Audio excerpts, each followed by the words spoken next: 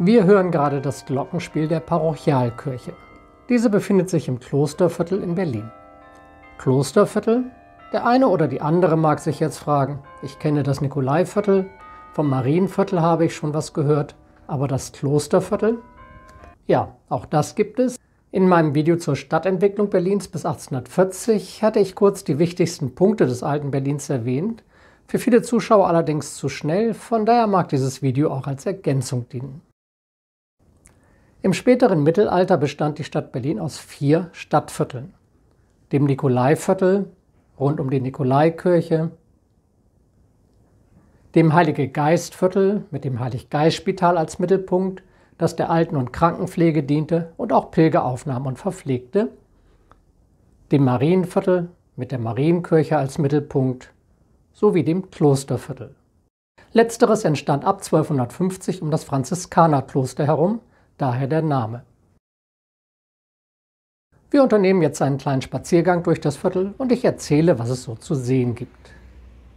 Es ist eher eine Überblickstour, ich werde dabei nicht zu sehr ins Detail gehen. Wir beginnen am Molkenmarkt, dem ältesten Markt Berlins. Wer sich heute hier umschaut, kommt kaum auf die Idee, dass sich hier einmal die Altstadt Berlins befunden hat. Es ist sowieso kaum möglich, in Berlin von Altstadt zu sprechen. In den letzten 150 Jahren ist der historische Kern Berlins mit seiner Struktur weitgehend ausradiert worden. Bereits ab den 1860er Jahren erfolgten viele Veränderungen durch Straßendurchbrüche, den Umbau des Mühlendamms, der Errichtung großer Verwaltungsbauten wie dem Roten Rathaus, dem Stadthaus, das wir hier vor uns sehen, dem Gerichtsgebäude und anderen. Der historische Straßengrundriss blieb damals aber weitgehend erhalten.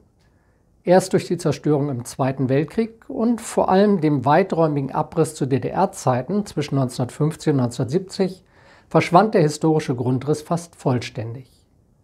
Mit dem Bau der Verkehrsschneisen Karl-Liebknecht-Straße und Gruner Straße wurde der für alle mittelalterlichen Städte so typische, ausgerundete Stadtgrundriss, der sich aus den alten Stadtmauern und der Umwallung ergab, zerschnitten und aus dem Stadtgedächtnis gelöscht. Unter dem Asphalt der 6-spurigen, fast autobahnbreiten Straße liegen die historischen Plätze der Stadt sowie Teile des Klosterviertels. Am Petriplatz im alten Köln haben die Archäologen bereits gegraben. Jetzt sind sie seit 3 Jahren hier am Molkenmarkt beschäftigt. Mehrere Schichten Berlin-Geschichte werden freigelegt. Im Januar dieses Jahres stieß man auf eine kleine Sensation, so unser Kultursenator: die wohl älteste Straße Berlins, ein 6 Meter breiter Bohlendamm aus dem 13. Jahrhundert. Der Boden nahe der Spree war feucht und morastig. Zur Überquerung dieser Sumpflandschaft bauten die Siedler damals aufwendige, stabile Konstruktionen aus Eichen, Birken und Kieferbohlen in 3 Schichten. Die 800 Jahre alte Straße war später durch eine luftdichte Torfschicht vor der Witterung geschützt und ist deshalb ausgesprochen gut erhalten. Zum Zeitpunkt meiner Aufnahmen hat man die Bohlen schon weitgehend abgetragen, um sie weiter archäologisch zu begutachten. Außerdem werden hier zunächst Strom- und Gasleitungen verlegt. Ein Teil des Dammes will man unter der zukünftigen Straße unberührt erhalten. Ein anderer Teil könnte ausgestellt werden, entweder in einem Museum oder in einem archäologischen Fenster. Eine erste Untersuchung der Jahresringe der Kiefernstämme hat ergeben, dass die ersten Arbeiten etwa 1215 begonnen hatten und fast 20 Jahre andauerten. Weitere Untersuchungen werden noch folgen. Wenn die Archäologen fertig sind, wird alles überbaut. Die Gruner Straße soll verschwenkt und schmaler werden und man möchte entsprechend dem alten Stadtgrundriss neu bauen. Auf diese Planung werde ich in einem späteren Video eingehen, das würde jetzt den Zeitrahmen sprengen. Wir laufen weiter am alten Stadthaus vorbei, das in den Jahren zwischen 1902 und 1911 für den Magistrat von Berlin in Ergänzung zum Roten Rathaus errichtet wurde. Dessen Räumlichkeiten hatten schon nach kurzer Zeit nicht mehr ausgereicht, da Berlin so rasant wuchs.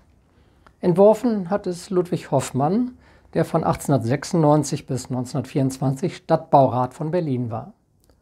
Hoffmann schuf ein monumentales Gebäude mit 5 Innenhöfen. Es enthält eine 3-geschossige Festhalle für große öffentliche Feiern, den sogenannten Bärensaal. Laut Hoffmann sollte das Gebäude ein ausgesprochen monumentaler Prunkbau sein, um das Berlin der damaligen Zeit angemessen zu repräsentieren.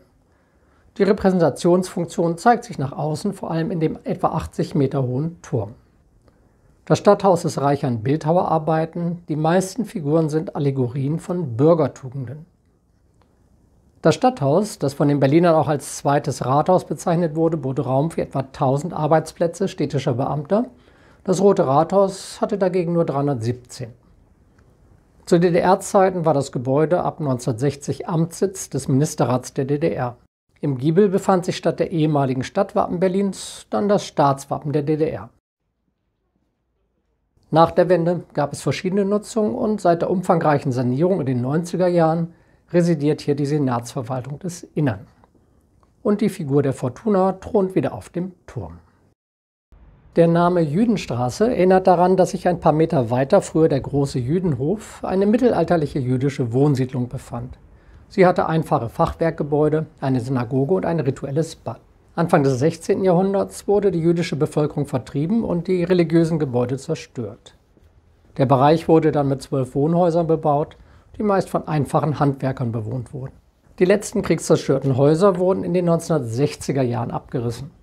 Anschließend diente der Bereich als Parkplatz, bis auch dort die Archäologen anfingen zu graben. Wir laufen durch die Parochialstraße. Links das neue Stadthaus, das 1937 bis 1938 als erstes großes Gebäude eines geplanten, repräsentativen Verwaltungsforums zu Zeiten des Dritten Reiches errichtet wurde. Schauen wir uns doch einige Bilder an, wie es früher an der Straße hier aussah. Das Gemälde von Eduard Gärtner zeigt die Kleinteiligkeit der Gebäude. Das Foto von 1930 zeigt den ersten Standort des 1925 von Ernst Friedrich gegründeten Antikriegsmuseums. Es handelt sich um das einstöckige kleine Gebäude in der Mitte. Neben Objekten aus dem Ersten Weltkrieg wurden Bilder von Käthe Kollwitz und Otto Dix ausgestellt, aber auch Fotografien von Kriegsversehrten wurden gezeigt und das Spielen der Kinder mit Soldatenspielzeug thematisiert. Im März 1933 plünderten die Nazis das Museum. 1982 wurde es in Berlin neu gegründet, befindet sich derzeit im Wedding, könnte aber in Zukunft in dieses Viertel zurückkehren. Damit kommen wir wieder zur Parochialkirche. Dieses ist ab 1695 als das erste Berliner Gotteshaus, das für die Anhänger der reformierten Kirche gedacht war, errichtet worden. Es wurde 1703 geweiht. 10 Jahre später schenkte der König Friedrich I. der Parochialkirche ein Glockenspiel, welches eigentlich für den von Andreas Schlüter geplanten Münzturm am Berliner Schloss bestimmt gewesen war. Der Turm war aber vor der Fertigstellung zusammengestürzt. Auf die Geschichte bin ich in meinem ersten Video zum Berliner Schloss schon eingegangen. Die stündlich erklingenden Glockenmelodien waren sehr variabel. Zu den verschiedenen kirchlichen Feiertagen wurden die Melodien 14 bis 15 Mal im Jahr gewechselt. Die Berliner nannten das Glockenspiel Singuhr und es wurde europaweit bekannt. Bei einem alliierten Luftangriff im Mai 1944 fielen Brandbomben auf die Kirche. Sie brannte bis auf die Umfassungsmauern aus und die oberen Teile des Turms mit dem Glockenspiel stürzten in das Kirchenschiff. Ab 1991 erfolgte die schrittweise Wiederherstellung des Gebäudes. Der Turm konnte durch Gelder der Lotto-Stiftung und Spenden wieder aufgebaut werden. Das neue Glockenspiel, Pavillon, besteht nun aus 52 Glocken. Der Kirchhof war der erste einer evangelischen Gemeinde in Berlin und wurde wie die Kirche durch König Friedrich I. und seine Gemahlin Sophie Schlott eingeweiht. Er gehört zu den ältesten erhaltenen Friedhöfen Berlins. Nach der offiziellen Schließung 1854 fanden nur noch vereinzelte Begräbnisse statt. Auf dem Kirchhof fallen vor allem die erhaltenen eisernen Kreuze und Grabsteine aus dem 19. Jahrhundert auf, aber es gibt auch noch Mausoleen aus früheren Zeiten. Die Engelsfigur schmückt ein größeres Gemeinschaftsgrab. Gleich dahinter befindet sich eine kurze Häuserzeile in der Waisenstraße. Die Gebäude sind im Kern mittelalterlich, die Fassaden stammen aus dem 18. Jahrhundert. Sie waren typische dreigeschossige Traufenhäuser, die mit ihrer Rückwand direkt an die Stadtmauer angebaut wurden. Als Trinkstube genutzt wurde das mittlere Haus erstmals 1621. Ein Reitknecht des damaligen Kurfürsten eröffnete eine Branntweinstube im Erdgeschoss. Um 1715 nannten die Eigentümer die Schankwirtschaft zum Bierstübchen am Glockenspiel und erst im Jahre 1924 erhielt die Gaststätte den heutigen Namen. Nach Kriegsbeschädigung beschloss die Stadtverwaltung 1961, die letzte Instanz als Touristenmagnet wieder zu eröffnen. Aufgrund des zusätzlichen Platzbedarfs wurde das äußerlich klassizistische Gebäude zusammen mit den Nebenhäusern bis auf die Grundmauern abgetragen und als neues Bauensemble H.O. Gaststätte zur letzten Instanz im Januar 1963 wieder eröffnet. Die mittelalterliche Substanz sowie die historische Raumaufteilung der 3 Bauwerke gingen dabei allerdings im Wesentlichen verloren. Einige Einrichtungsgegenstände aus früheren Zeiten sind erhalten und mit bekannten Besuchern kann man sich auch schmücken. So soll Napoleon einmal in der Gaststätte gesessen haben und Gerhard Schröder war mit dem französischen Staatspräsident Jacques Chirac anlässlich eines Staatsbesuchs 2003 hier zu Gast. Fragt sich nur, ob man das jetzt noch so werbewirksam verwenden kann. Im 12. und 13. Jahrhundert schützten sich die Städte Berlin und Köln zunächst durch Wälle, Palisadenzäune und Gräben. Um 1250 kam eine aus Feldsteinen bestehende, bis zu 2 Meter hohe Stadtmauer hinzu. Später wurde die Stadtmauer mit Ziegeln ausgebessert und auf bis zu 5 Meter erhöht. Zur Verteidigung dienten in unregelmäßigen Abständen eingebaute Schießscharten, Türme und sogenannte Wieghäuser, also an die Stadtmauer gebaute Häuser. Im 15. Jahrhundert wurden zusätzlich 2 etwa 15 Meter breite Gräben mit einem Wall dazwischen um die Stadtmauer gezogen. Im Dreißigjährigen Krieg hat das alles leider nichts genutzt und danach wurde die Stadtmauer geschleift und durch eine Festungsanlage ersetzt.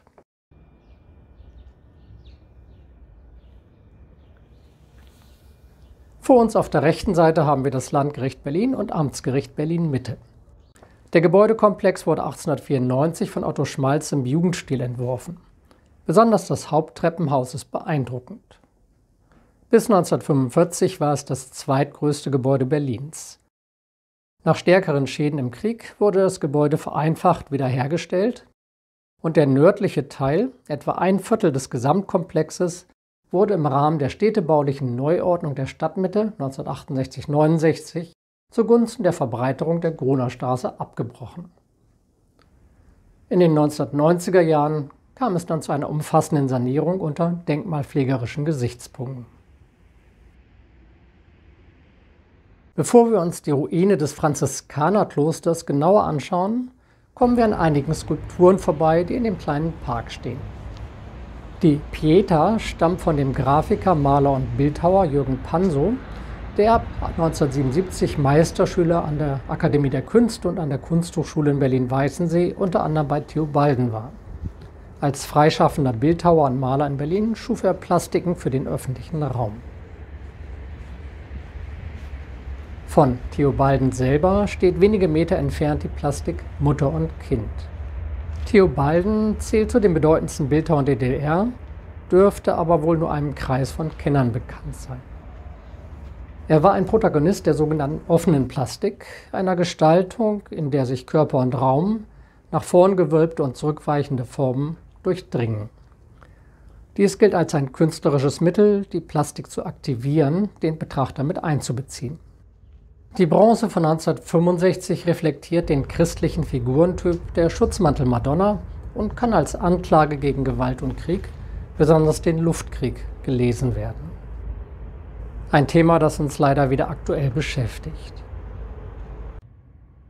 Das Tschernobyl-Gedenkmal wurde vom Bildhauer Jürgen Strand im Auftrag des Grünökologischen Netzwerkes in der evangelischen Kirche Arche geschaffen. Die Gedenktafel ist zur mahnenden Erinnerung am 10. Jahrestag des Reaktorunfalls in Tschernobyl angebracht worden.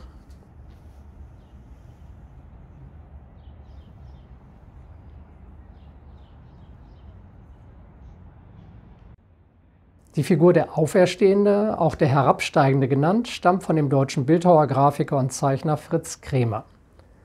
Von 1974 bis 1983 war Kremer auch Vizepräsident der Akademie der Künste der DDR. Er hat viele öffentliche Denkmalsplastiken geschaffen, unter denen Mahnmale für Konzentrationslager eine zentrale Rolle einnehmen.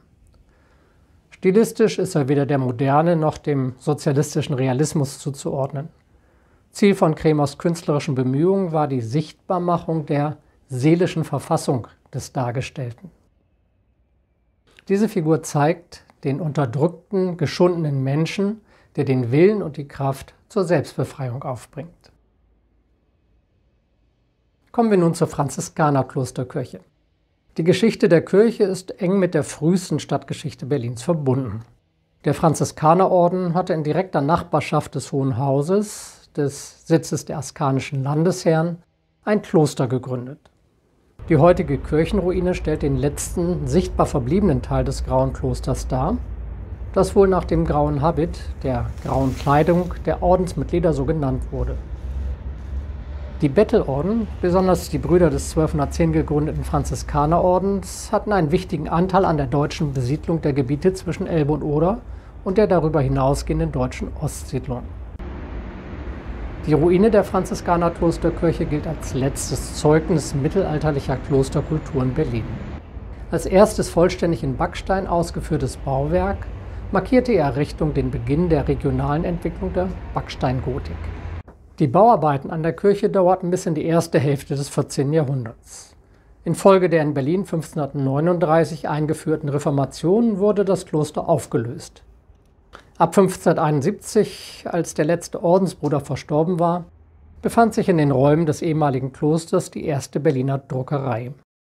1574 weihte der Kurfürst Johann Georg von Brandenburg auf dem Gelände das erste Gymnasium Berlins ein, das Gymnasium zum Grauen Kloster. Berühmte Schüler und Lehrer des Gymnasiums waren später Karl Friedrich Schinkel, Friedrich Ludwig Jahn und Otto von Bismarck.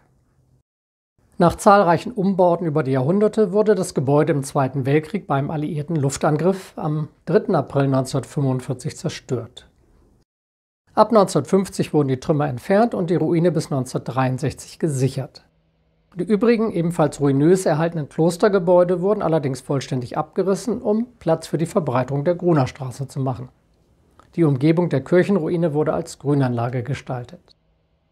In den 1980er Jahren begann die Nutzung des Denkmals als Ausstellungs- und Veranstaltungsort. Seit 1987 wurden in der Kirchenruine Kunst, unter anderem skulpturale Arbeiten, präsentiert. Dieses Nutzungskonzept wurde dann nach der Wende fortgeführt. In den Jahren 2003-2004 erfolgte eine weitere Restaurierung der Ruine und 2016 übernahm das Bezirksamt Mitte die Betreuung des Ortes. Ich hatte überlegt, ein eigenes Video zur Franziskaner-Klosterkirche zu machen, aber es gibt schon ein ganz hervorragendes Video dazu. Warum da ein zweites erstellen? Und auch zum alten Stadthaus gibt es einen spannenden Film. Beide Videos verlinke ich im Beschreibungstext. Das Klosterviertel erreicht man übrigens gut über den U-Bahnhof Klosterstraße, der selber ebenfalls einen Besuch wert ist. Zu diesem werde ich aber noch ein kurzes Video hochladen. Bis dahin, vielen Dank für die Unterstützung meines Kanals und alles Gute!